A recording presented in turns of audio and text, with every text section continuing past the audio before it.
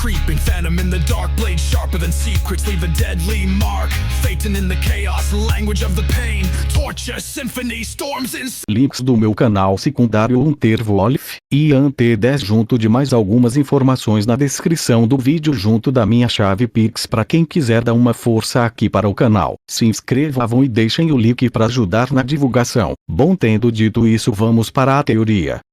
POV. É o sala de comando, Torre Central, Planeta Zero. Momento atual. Estavam agora reunidos diante mim a Seri, o professor Luo, a doutora Kendra, o Zor-El e o general Kal'Ur Zote. A Seri naturalmente foi a primeira a vir até mim e Jasmine nos cumprimentar, se jogando em meu colo, sem nem mesmo reparar na mudança de altura, só percebendo isso depois de reclamar sobre termos partido e a deixado aqui no Planeta Zero sozinha durante um ano. Depois de Seri foi Kal'Ur Zote quem apareceu imediatamente. Assim que Zero comunicou sobre meu regresso, Kal'Ur, como um fiel cumpridor de seus deveres que jurou sua lealdade a mim, naturalmente não hesitou e veio direto à sala de comando como fora solicitado, mas ele não conseguiu deixar de se surpreender com o atual tamanho que eu e Jasmine nós encontrávamos. O mesmo ocorreu com os demais que chegaram logo em seguida. Eu os analisei do pé à cabeça, notando que todos tinham um armazenamento anormal de energia, o que significava que, assim como foi planejado ao princípio, após o despertar dos genes kryptonianos dos membros do exército ao comando de Kal'Ur Zote, os próximos alvos a terem seus genes despertos foram os membros mais importantes de determinado setor, como Zor-El, que era o chefe de desenvolvimento tecnológico, o professor Luo como o chefe da educação, a doutora Kendra como a doutora-chefe do centro médico. Eles naturalmente foram os primeiros a serem recebidos por um bom banho de luz de sol amarelo para despertar seus verdadeiros genes kryptonianos.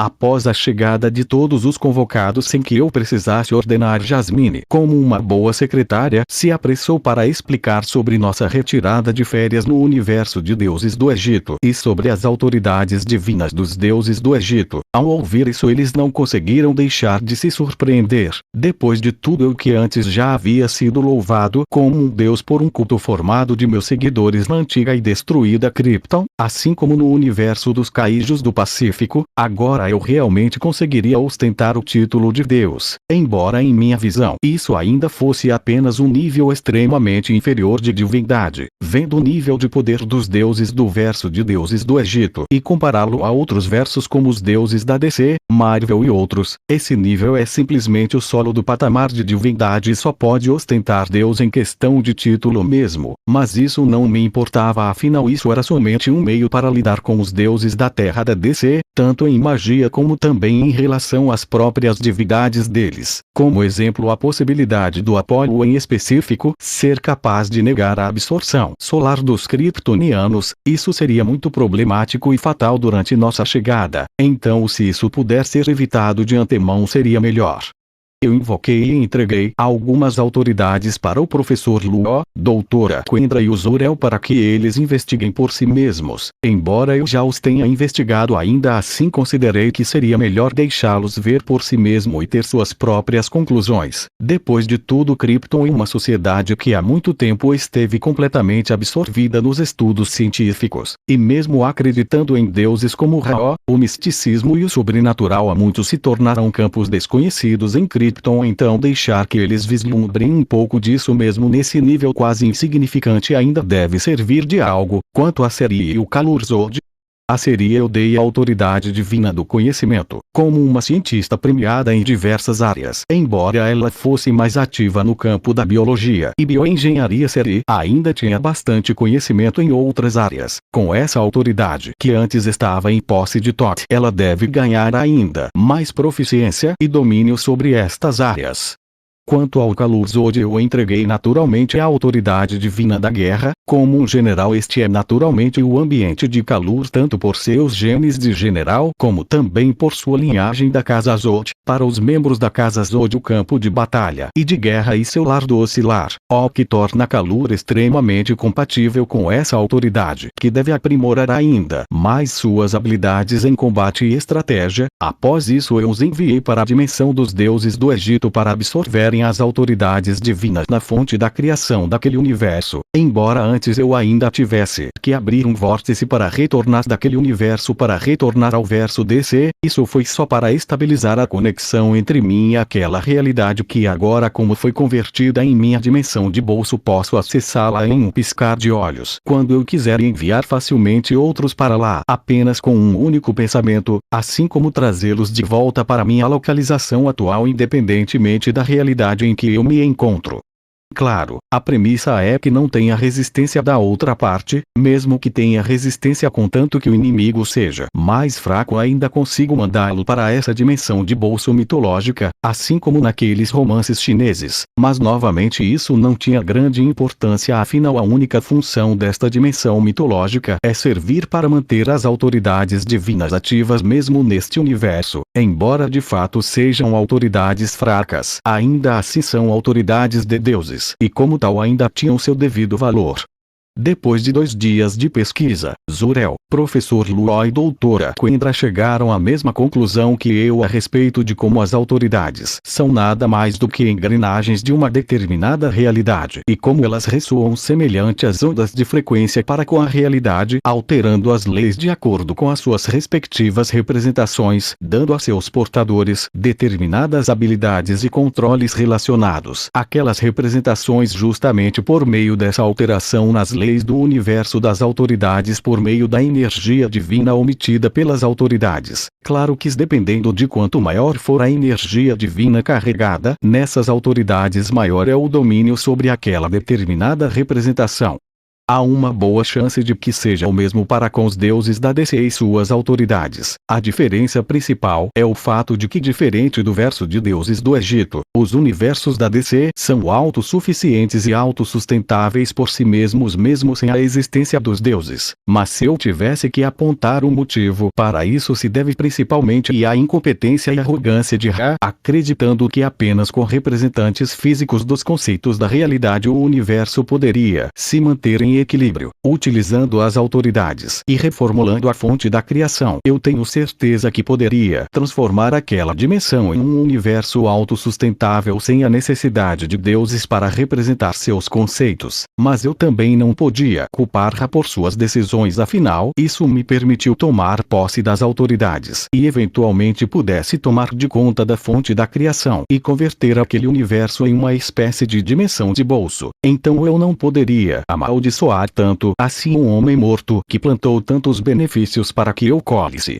Eu distribuí as autoridades, entregando a autoridade divina da medicina para a doutora Quendra, que iria sem sombra de dúvidas amplificar suas habilidades de como médica. A autoridade da sabedoria foi dada ao professor Luo, embora muitos podem pensar que conhecimento e sabedoria são a mesma coisa, na verdade há uma grande diferença entre esses dois conceitos, já que conhecimento tem muito mais a ver com ganho e armazenamento de dados e registros de áreas como ciência, física, assim como em linguagens e outros tipos de conhecimento, quanto à sabedoria, e mais voltada a uma área filosófica de aprendizagem e experiência, o que para alguém como o professor Luo que educa as novas gerações cai perfeitamente com ele. Quanto a Zurel, foi agraciado com a autoridade da forja, o que para alguém do Departamento de Desenvolvimento de Tecnologia é ideal, já que essa autoridade concede mais domínio na arte de criação e no artesanato. Conhecendo Zurel e sua genialidade não tão pior quanto a de Jor-El, ele deve ser capaz de usufruir bem dessa autoridade. Naturalmente eu os mandei para a fonte da criação para absorverem as autoridades divinas. Quanto a Seri e Kalur-Zot, já haviam terminado isso há 2 dias, devido à diferença da passagem de tempo no submundo. Durante este tempo obviamente então foi desenvolvido um método para que aqueles com as autoridades do verso de deuses do Egito retornassem ao seu tamanho original. Apesar de ser grande, não ser um grande problema, ainda assim era mais cômodo o tamanho normal para não chamar a atenção desnecessária. Depois que Kalur retornou, eu ordenei que você preparar os soldados kryptonianos para conter os arruaceiros que iriam se manifestar logo. Em seguida dei a ordem para que Zero desse início ao processo de despertar dos verdadeiros genes kryptonianos dos demais cidadãos através da bênção do banho de sol amarelo. De acordo com os relatórios de Zero, já faz pelo menos mais de meio ano em que começaram a espalhar rumores dentro da população a respeito de terem visto guardas flutuando nos céus e exercendo uma força sobre-humana. Não demorou para todos começarem a especular e relembrar sobre as lendas sobre como antigamente haviam kryptonianos capazes de disparar lasers dos olhos, capazes de perfurar montanhas e congelar oceanos inteiros com seu sopro, ouvir a grandes distâncias e até mesmo ver por trás de qualquer muro, não importa o quão grosso e espesso seja. Ao ver os soldados demonstrando um pouco destas capacidades, despertou o fervor no coração dos cidadãos loucos para também serem capazes de exercer tais habilidades, principalmente os jovens que ansiavam por se aventurar no espaço e em tripular as naves espaciais, sair pelo cosmo e participar de conquistas intergalácticas a fim de deixar seu nome marcado na história. Eles mal podiam esperar para despertarem suas reais habilidades e demonstrarem seu verdadeiro potencial.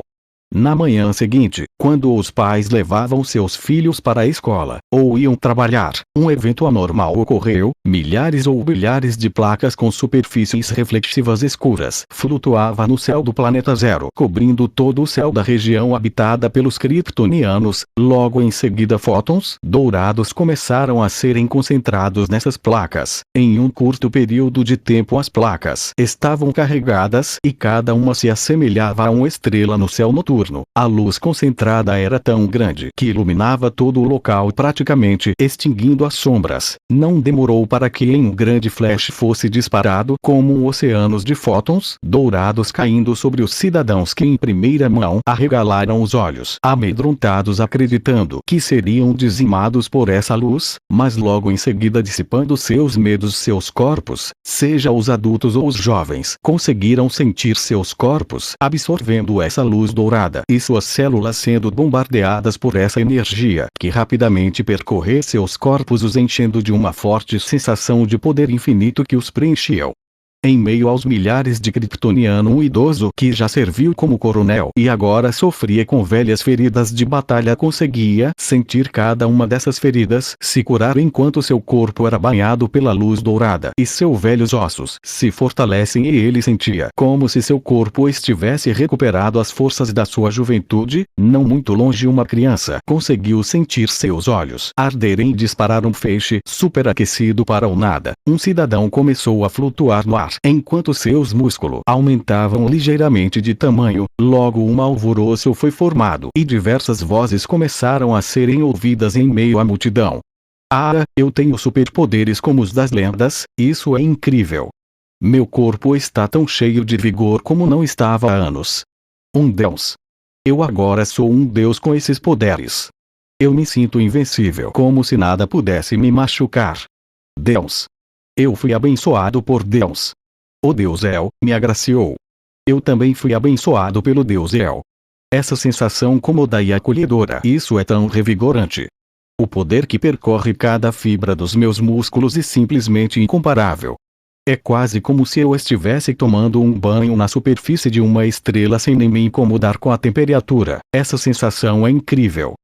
Por toda a região habitada, falas semelhantes foram ouvidas em meio à multidão. Muitos até tentaram causar um pouco de caos, devido seus sentidos comuns terem sido seduzidos por essa sensação de poder real. Mas todos eles foram rapidamente contidos pelos soldados em postos, prontos para agirem sempre que alguém ousava realizar um movimento descuidado e pretensioso. O banho de luz dourada durante cerca de 30 minutos, mais que o suficiente para despertar o verdadeiro potencial dos genes kryptonianos de todos os mais de 7 milhões de kryptonianos, e lhes fornecer uma boa quantia de armazenamento de energia solar em suas células. Quanto a um motivo para isso, era porque ter que lidar com isso ao chegar no sistema solar da Terra seria muito problemático. Eu sabia que era impossível para estes kryptonianos, que viveram vidas comuns durante muito tempo, não se sentirem tentados por tamanho poder, e se eles se descontrolassem na porta do inimigo seria muito desvantajoso para nós. Então, o melhor seria deixá-lo sentir esse poder aqui e agora, para que quando fossem agraciados por um real sol amarelo da Terra, se mantivessem sob o devido controle de suas emoções.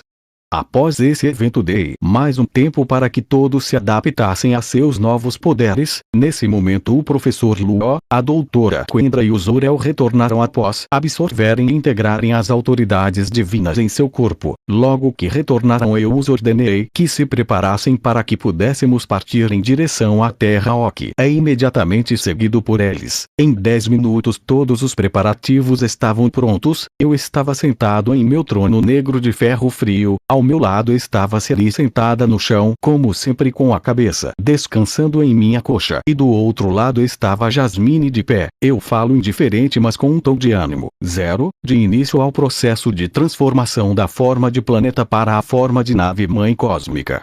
0 responde com sua voz robótica. Sim, mestre El. Darei início imediato ao processo de transformação.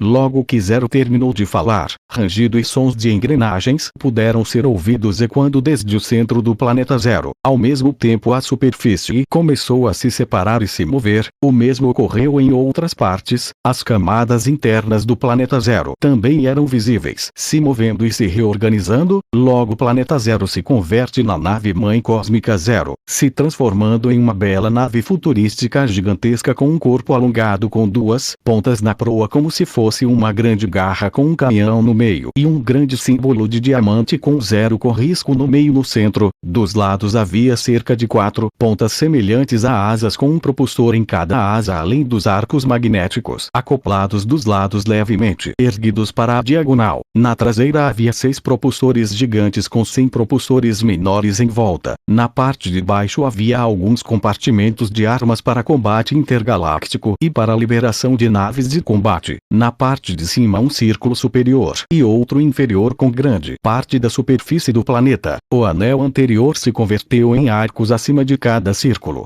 Logo após o término da transformação de 0, eu voltei a falar com minha voz indiferente, mas com um leve sorriso em meu rosto. Muito bem, 0. De partida para o hiperespaço em direção à Terra.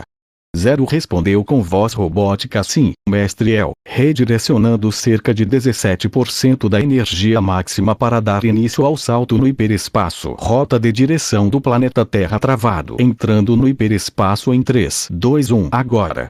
À frente da grande nave-mãe cósmica um gigante portal surge com borda amarelo-alaranjada. Dentro era um show de luzes cósmicas de cor amarelo, laranja, azul escuro e preto, tudo sendo sugados para o centro como um buraco negro. Logo toda a nave-mãe cósmica e distorcida pelo espaço do portal à frente. E em um raio de luz branca a nave-mãe cósmica entra naquele portal cósmico que desapareceu logo em seguida, como se nunca estivesse ali desde o princípio. Para começo de conversa, nesse momento enquanto a grande nave-mãe cósmica 0 se dirigia em direção da Terra, viajando na velocidade da luz dentro do hiperespaço com o espaço distorcido ao redor. Nesse momento eu estava com uma cara indiferente para o show de luzes do hiperespaço, mas em meio a meus pensamentos eu só consegui pensar em uma única coisa. Logo iremos nós ver de novo. Então se prepare. Jor-El Pov. Terceira pessoa Gotham City, Estados Unidos, planeta Terra de noite com lua cheia perto do amanhecer. Em um beco sombrio, envolto em uma escuridão tão grande, como se a própria luz tivesse sido consumida. Um homem sai desse beco usando um sobretudo marrom e um chapéu marrom. Seus olhos escondidos pelas sombras do chapéu, enquanto ele continua a andar pelas ruas escuras e sombrias de Gotham, levando em suas mãos uma maleta. Ao mesmo tempo em que o homem andava confiante em um ar de mistério,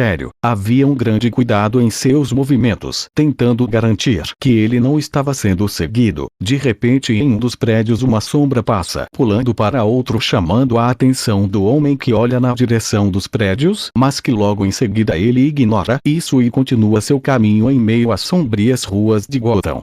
O homem de sobretudo marrom, logo após passar por algumas ruas e becos, chegou em um prédio abandonado. Os vidros das janelas estavam quebradas, as tábuas estavam soltas, os tijolos quebradiços, buracos eram visíveis nas paredes por onde o ar frio da noite percorria, enquanto ratos perambulavam caminhando nas madeiras soltas. O lugar estava cheio de sombras com apenas uma fraca iluminação, devido à luz da lua que entrava pelas fissuras e buracos do prédio abandonado. Um de muitos muitos que se espalharam pelas ruas de Gotham quase como um símbolo de quão suja era essa cidade onde o crime e os corruptos dominavam, se aproveitando da vulnerabilidade da população comum, gerando desesperança entre o povo em prol das ambições dos poderosos mafiosos que se espalham como uma epidemia que cobre toda a Gotham com a mais pura e densa escuridão que vai além da simples ausência de iluminação.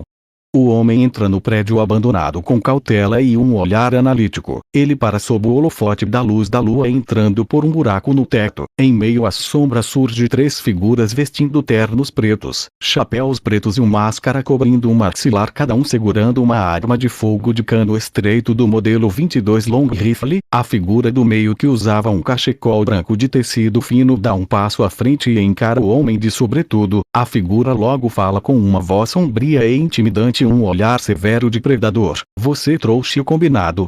O homem de sobretudo responde com um aceno de cabeça em concordância. Ele ergue a maleta e a abre lentamente, enquanto as outras 2 figuras se põem em guarda, prontos para agir em qualquer sinal de perigo. O homem de sobretudo abre a maleta, revelando 3 cilindros com líquido esverdeado brilhante e radioativo. O homem de sobretudo, sem querer fazê-los perder tempo, logo começou a falar em tom respeitoso mas cuidadoso. Esta é a nova droga experimental cuja fórmula foi inspirada no venom usado por Bunny, o Hércules V2, capaz de aumentar inúmeras vezes a capacidade física de um indivíduo, mas com o efeito colateral de que os usuários se tornam extremamente dependentes do Hércules V2, incapazes de se livrar da viciante sede pela sensação de poder causada por essa droga.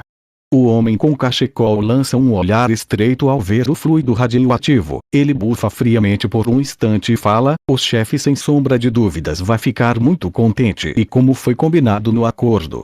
Um quarto homem de terno surge das sombras com uma maleta cheia de dinheiro. O quarto homem faz uma troca de maletas com o homem de sobretudo. O de cachecol acena para o de sobretudo enquanto diz: foi um prazer fazer negócios com você. O homem de sobretudo apenas acena com a cabeça e sai em silêncio. Mas antes que pudesse chegar à porta de saída, o homem de cachecol ergue a sua 22 Long Rifle e dá um disparo na costa do de sobretudo, que caiu imóvel no chão, enquanto sangue se espalhava pelo chão, rapidamente criando uma poça. O quarto homem pega a maleta do dinheiro e espera o de cachecol, que fala em um tom zombeteiro. O Pinguim agradece imensamente a sua cooperação.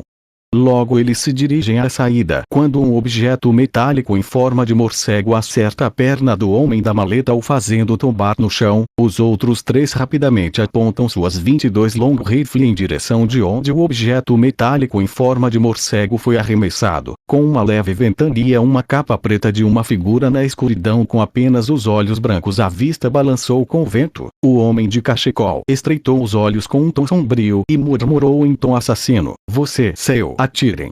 Rapidamente o local se enche do som de disparos e faíscas dos tiros, junto do cheiro de chumbo e concreto que inundam o local, enquanto a figura preta realiza diversos saltos acrobáticos, esquivando dos tiros das armas. A figura lança uma bomba de fumaça que enche o lugar de fumaça, que faz os olhos dos homens de terno lacrimejarem e pararem com os disparos. Um dos bandidos reclama, chegando alto e tentando achar a saída, quando de repente um dos homens de terno e preso por um cabo que o puxa, sendo seguido por um som de baque atordoante, onde outro homem de terno dispara, visando acertar a figura misteriosa. O homem com cachecol pega as maletas do homem caído, que quando pensa que vai receber ajuda do companheiro e recebido com um tiro na cara, o homem de cachecol rapidamente corre para fugir do local. Após passar por algumas quadras, o homem de cachecol encontra um Chevrolet Bel Air 1970 preto com forro de banco branco e rodas cromadas,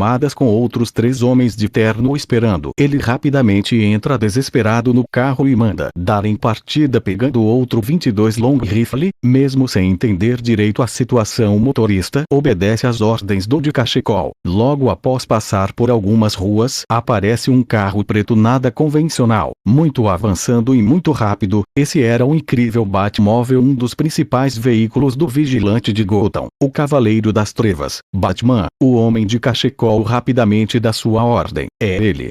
O maldito morcego de Gotham. Andem, disparem nesse maldito.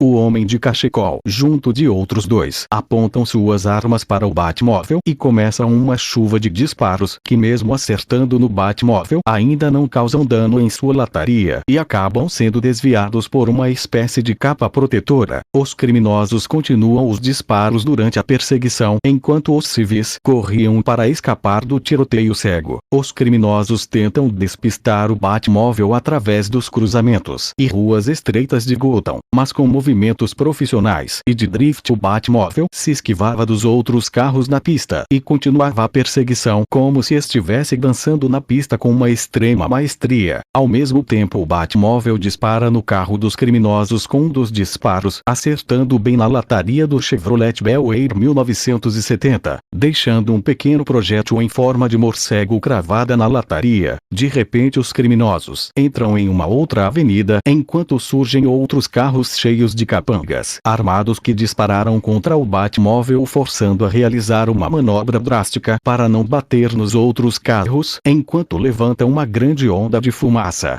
Logo em meio à fumaça uma figura negra realizando movimentos rápidos, acrobáticos e ágeis, realizando diversos movimentos de artes marciais derruba e prende os capangas com extrema eficiência enquanto desvia dos disparos. A figura sai da fumaça com uma figura imponente e face estoica em seu uniforme preto com um símbolo de morcego no peito. Era o Batman que se aproxima do Batmóvel para entrar em seu veículo enquanto fala com uma voz grossa, rouca e intimidante: Dick, o rastreador nos capangas do Pinguim está funcionando. Logo do outro lado da rede uma voz mais jovem e mais suave: sim, Bruce, está funcionando perfeitamente, mas acho que surgiu um novo problema, um bem maior que o Pinguim, e seja lá o que ele quer com o Hércules V2. O Batman para por um momento, refletindo como se já estivesse antecipando um grave problema prestes a bater na porta. Logo ele entra no Batmóvel enquanto informa que estava indo direto para a Batcaverna. Logo o Batmóvel chega em uma longa passagem escondida em um longo túnel oculto na cachoeira. Logo após percorrer um longo caminho o Batmóvel chega em uma grande caverna que mistura detalhes rústicos da caverna com diversas tecnologias, trajes de alto calibre e veículos de alta sofisticação. O Batman sai do Batmóvel, que logo é erguido em uma plataforma giratória que leva o Batmóvel até o local de estacionamento exclusivo do Batmóvel. O Batman sobe algumas escadas e chega até um grande computador cheio de telas e uma cadeira giratória. Enquanto o Batman se aproxima, um mordomo estende uma bandeja com um café preto fumaçante pronto. O mordomo fala com uma voz calma, elegante e neutra: seu café preto, como o senhor gosta, patrão Bruce, tenho certeza de que vai precisar. Bruce, que havia retirado a máscara de morcego para revelar seu rosto retangular e estoico com queixo rubro, o rosto definitivamente belo que encanta à primeira vista, digno de um magnata de uma empresa milionária, logo responde agora com uma voz menos grossa mas nobre enquanto pega o café preto da bandeja: obrigado, Alfred. Então o que foi que aconteceu?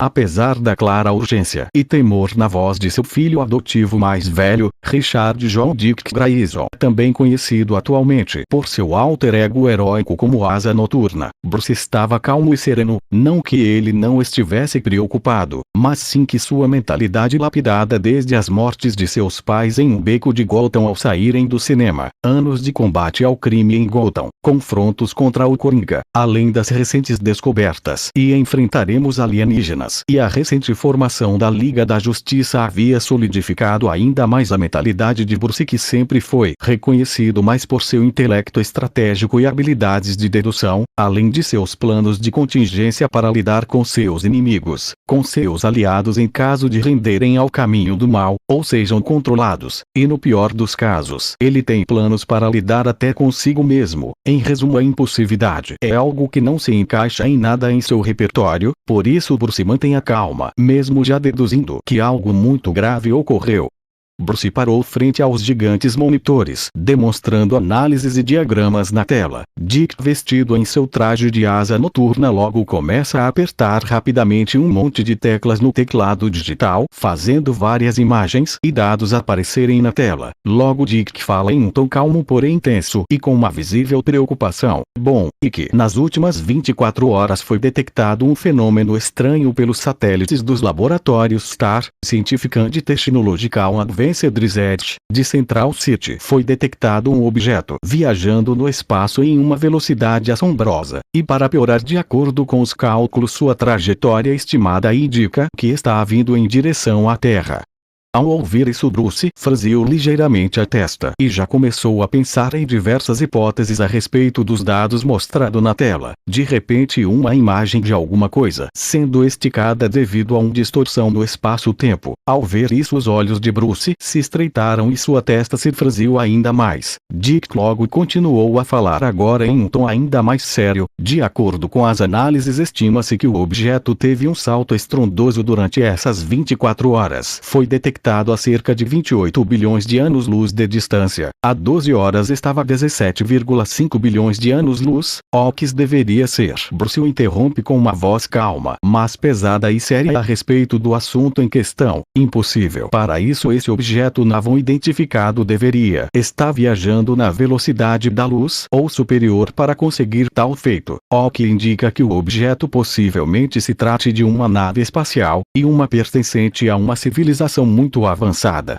Dick inspira e expira profundamente. Ele ainda estava se acostumando com a descoberta de alienígenas. Ele havia abandonado o manto de Robin há cerca de 1 ano e alguns meses. Até então, Dick só havia lidado com criminosos comuns, mafiosos, lunáticos e megalomaníacos, com uma vez ou outra aparentemente envolvendo alguma coisa sobrenatural, como com a Liga dos Assassinos, Ra's al Ghul e seu Poço de Lázaro. Agora, seres extraterrestres ainda era uma coisa difícil para esse asa noturna, que nunca fez parte dos jovens titãs, aceitar. Dick então fala: talvez o Superman possa saber de algo, ou talvez o Lanterna.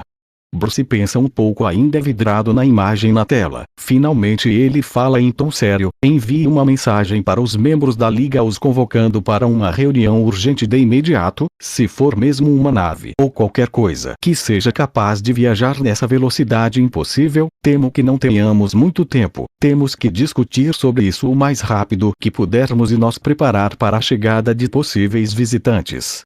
Dick obedece à ordem de Bruce e imediatamente começa a teclar, escrevendo e mandando uma mensagem para os membros da Liga da Justiça, para se reunirem no Salão da Justiça, atual quartel-general da Liga, localizado em Washington, D.C. Quanto ao Bruce, logo depois de terminar seu café preto e entregar a xícara a Alfred, ele voltou a vestir sua máscara de morcego e foi direto a Batwing, um jato personalizado com asas em forma laminar de morcego, de cor predominantemente preta com detalhes cinza metálicos, cheio de armas ocultas, como metralhadoras M134, mísseis de precisão, ganchos, entre outros equipamentos inclusos. O Batman entra no Batwing e liga seus motores, fazendo o Batwing rapidamente levitar no ar, devido seus motores superpotentes. Logo, uma porta da Batcaverna se abre em direção ao céu, e com o estrondo sônico o Batwing dispara, saindo da Batcaverna rumo ao Salão da Justiça em Washington, D.C. Enquanto isso, em algum lugar no Oceano Pacífico, Arthur Curry, também conhecido como Aquaman, um híbrido meio humano e meio Atlantis, filho bastardo da antiga rainha de Atlântida e atual rei da cidade submersa, estava agora repousando em uma rocha no fundo do mar, enquanto um cadáver de monstro marinho flutuava próximo, liberando uma grande névoa de sangue de uma ferida de perfuração em sua garganta. Sua face era relaxada, mas ao mesmo tempo atenta. Seus cabelos loiros flutuavam como ondas dentro da água, se misturando com sua barba loira. Seus olhos azuis transmitiam o peso de um governante e ao mesmo tempo de um guerreiro, o que combinava ainda mais com sua armadura de escamas douradas, luvas e calça verde marinhos, com seu tridente dourada, uma relíquia familiar que se transmite de rei para rei desde quando o rei Atlan, náufrago Atlântida, com seu imenso poder. O olhar de Arthur se volta para uma mulher de cabelos avermelhados com uma bela figura vestida em uma roupa de cor verde e verde marinho com detalhes dourados. Seus olhos azul marinho brilham como uma grande serenidade. Logo a face de Arthur se suaviza e esboça um sorriso. As criaturas do fosso estão ficando cada vez mais ousadas ultimamente. Meira retribui o olhar com um sorriso gentil e fala com voz suave e encantadora: sim, majestade, elas têm ficado cada vez mais agitadas e agressivas desde o último ataque do Orn, mas sua majestade, como sempre, consegue lidar com estas bestas. As palavras de Meira acalentam Arthur, mas ainda assim ele não pode deixar de sentir um grande pesar em seu coração ao ouvir a citação de seu meio-irmão mais novo. Orne era um grande fanático radicalista de Atlântida e guardava grande ressentimento contra o povo da superfície, em grande parte devido às influências de seu pai Atlantis, mas também devido à grande poluição nos oceanos. Embora eles não tivessem crescido juntos, Arthur, que ansiavam por uma conexão, principalmente maternal devido à ausência de sua mãe, devido a seus deveres reais. Arthur espera poder criar uma conexão com Orm quando conhecesse, mas quando isso ocorreu, Orm já havia usurpado o trono e pretendia iniciar uma guerra contra a superfície e estava disposto até liberar as criaturas do fosso, seres extremamente perigosos que costumam viver refugiados e presos nos oceanos mais profundos, embora eventualmente saiam e ataquem seres da superfície. Como consequência, Arthur teve que derrubar seu meio-irmão e recuperar o trono, mas no fundo Arthur ainda guardava a esperança de poder se reconciliar com seu meio-irmão e poderem ter a boa irmandade. Arthur e Meira continuam conversando sobre a situação das criaturas do fosso, além de alguns assuntos sobre Atlântida, quando o comunicador de Arthur começa a apitar, o fazendo rapidamente ficar em alerta. Após uma breve comunicação com Meira, Arthur partiu rapidamente em direção à superfície como um torpedo, deixando um rastro de círculos ondulados de ar por onde passa. Ao mesmo tempo, em Central City, um borrão vermelho passava pelas ruas, desviando dos carros em uma velocidade assombrosa, deixando um rastro de raios em sua caminhada. Se tratava do famoso velocista Escarlate e o homem mais rápido do mundo, Barry Allen, também conhecido como o Flash, que corria por Central City a caminho dos Star Labs, devido a uma chamada de seu amigo Cisco Ramon, eventualmente prendendo alguns criminosos durante o caminho. Ao chegar no Star Labs, o Flash vai direto à sala principal, encontrando um homem jovem de pele morena, cabelos pretos e olhos castanhos, vestindo roupas casuais de nerd. Era Francisco Ramon, um grande amigo de Barry que ajudou na criação do traje do Flash e também ajuda o herói velocista no combate ao crime, fornecendo dados e análises. Hoje ele chamou Barry ao Star Labs justamente devido aos dados e imagens captadas nas últimas 24 horas, o que deixou Cisco alarmado e levemente preocupado, embora ele também estivesse um pouco entusiasmado. O Flash logo se aproxima de Cisco com um sorriso alegre no rosto e fala em um tom muito amigável: "E aí, Cisco, o que aconteceu dessa vez? Um novo meta-humano? Alguma arma ultra secreta foi roubada? Ou de repente houve um acidente químico na feira de ciências?" Cisco vira para o Barry com uma expressão bem séria e então fala em um tom igualmente sério, muito diferente do seu habitual tom alegre e descontraído. Quem dera fosse algo tão simples assim. Cisco logo tecla o teclado digital do painel e mostra no monitor as mesmas imagens e dados que Dick mostrou ao Bruce. Essas são os registros dos satélites dos laboratórios STAR das últimas 24 horas. Infelizmente não acho que seja algo que o homem mais rápido do mundo possa resolver sozinho. Barry olha para as imagens agora com um olhar mais sério. Inicialmente Barry achou que seria só mais um típico problema, como quase sempre acontecia em Central City com o surgimento de um novo meta-humano. Desde que o acelerador de partículas dos laboratórios STAR teve um mau funcionamento em seu dia de inauguração, causando um fenômeno catastrófico, resultado no surgimento de muitos meta-humanos em Central City, incluindo o próprio Flash. Enquanto Barry refletia sobre a imagem no monitor, surge uma mensagem no monitor e o comunicador do Flash também começa a apitar, deixando tanto Barry quanto Cisco atônito e preocupados. Cisco abre a mensagem informando da reunião urgente da Liga solicitado por Batman. Cisco fala com um tom muito sério: "E isso definitivamente está além da minha ousada." Barry dá um sorriso gentil para Cisco e fala em um tom levemente mais alegre: "Não seja tão duro consigo mesmo, Cisco. Além disso, talvez seja só coincidência o Batman ter pedido uma reunião com a Liga, mas de qualquer forma eu vou falar com a Liga a respeito, se isso te tranquiliza." Cisco agente com a cabeça, embora não coloque e acredite muito a respeito de ser só uma coincidência. Logo Flash saiu do Star Labs mais rápido do que chegou, enquanto Cisco olhava a imagem no monitor com uma forte sensação em seu peito, como se pudesse pressentir um grande evento que estava prestes a acontecer.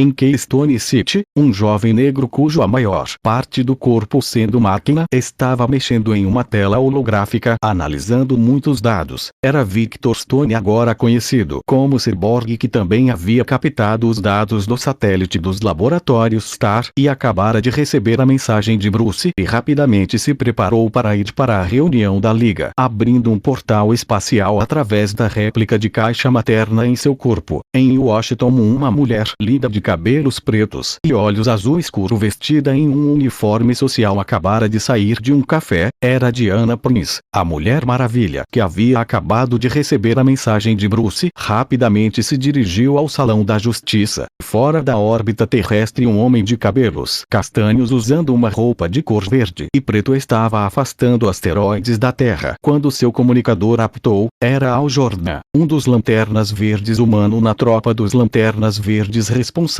por monitorar o setor ao qual se localiza a Terra. Ao ver a mensagem no comunicador, ele dá um leve sorriso e parte de volta à Terra. Em Metrópolis, no planeta diário, Daily Planet, um homem de cabelos pretos, olhos azuis, vestindo terno e óculos quadrado com um físico bem treinado, Clark Kent, Kal-El, o último filho de Krypton, ou como ele é mais conhecido por aqui, o Superman, estava escrevendo uma nova reportagem enquanto conversava carinhosamente com uma bela donzela de cabelos pretos e olhos azuis vestida em um uniforme social que acentuava bem suas curvas. Era Lois Lane, a amada de Clark, com quem sempre conversava no trabalho e de vez em quando flertava um com o outro. Durante um de seus flertes, o comunicador do Superman começou a apitar. Clark e Lois trocaram um olhar cúmplice e ambos assentiram, enquanto Clark subiu até o térreo, trocando rapidamente suas roupas para um uniforme kryptoniano azul e vermelho com capa vermelha. O escoteiro azul dá um grande salto para cima e com o estrondo supersônico dispara em direção a Washington DC. Naturalmente, Cyborg foi o primeiro a chegar no Salão da Justiça, se sentando para esperar os demais membros da Liga. A Mulher Maravilha, como já estava por perto, foi a próxima a chegar, sendo recebida por Cyborg. O Flash chegou logo depois, cumprimentando a todos, para logo depois chegar o Lanterna Verde e então o Batman em seu Batwing, com sua velocidade muito acima da velocidade do som. Não demorou para que o Superman chegasse flutuando logo acima do Salão da Justiça, alheio a uma figura sombria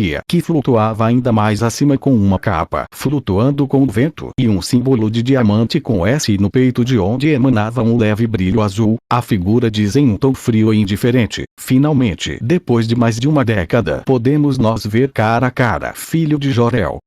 Bom, esse foi o vídeo, espero que tenha gostado. Até o próximo vídeo, fiquem com Yahvé, Deus.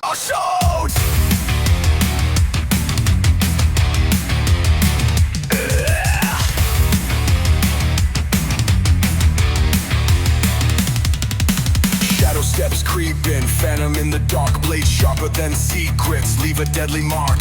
Phaeton in the chaos, language of the pain, torture symphony storms inside my brain.